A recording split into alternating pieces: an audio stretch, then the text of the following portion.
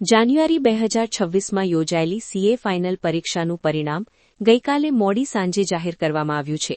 Institute of chartered accountants of India દ્વારા જાહેર કરાયેલા પરિણામોમાં વડોદરા બ્રાન્ચે નોંધપાત્ર સફળતા મેળવી છે.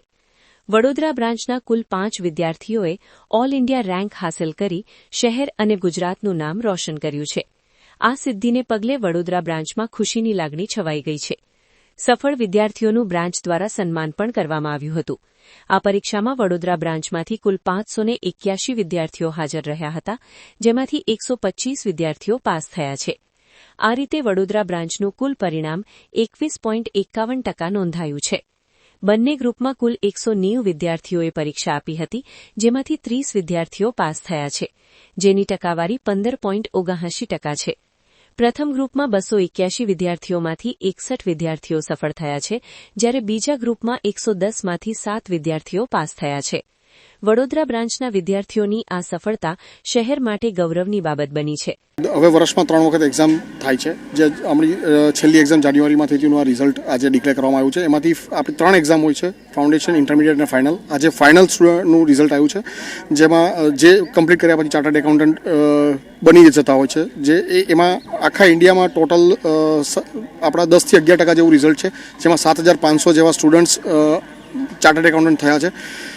બરોડાની અંદર કહીએ તો 190 જણા બોથ ગ્રુપ એક્ઝામ આપી રહ્યા હતા, એટલે કે બંને ગ્રુપની એક સાથે એક્ઝામ આપી રહ્યા હતા. 190 જણા હતા, જેમાંથી 30 પાસ થયા છે, જે 15થી 16% જેવું રિઝલ્ટ છે. એટલે આખા ઇન્ડિયાના 10-11% રિઝલ્ટમાં ની સામે બરોડાનું 15% જેવું રિઝલ્ટ છે, જે બહુ જ સારું રિઝલ્ટ છે. બહુ ઘણા ટાઈમ પછી એટલું સારું રિઝલ્ટ આવ્યું છે બરોડાનું.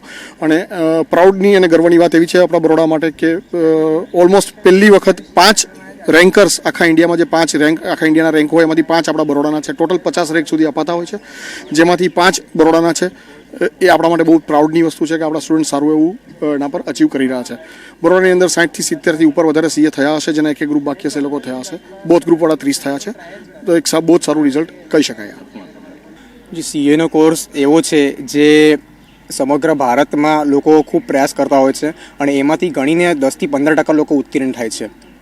હું મારી જાતને બહુ સફળ માનું છું કે હું એમાં એક છું. અને રહી વાત મારા શ્રેયની, તો મારું સફળતાનું શ્રેય મારા માતા પિતા છે. હું ઘર પરિવારથી બહુ મધ્યમ પરિવારનો માણસ છું. મને ખબર છે ઘરની આર્થિક સ્થિતિ બહુ જ ખરાબ હતી.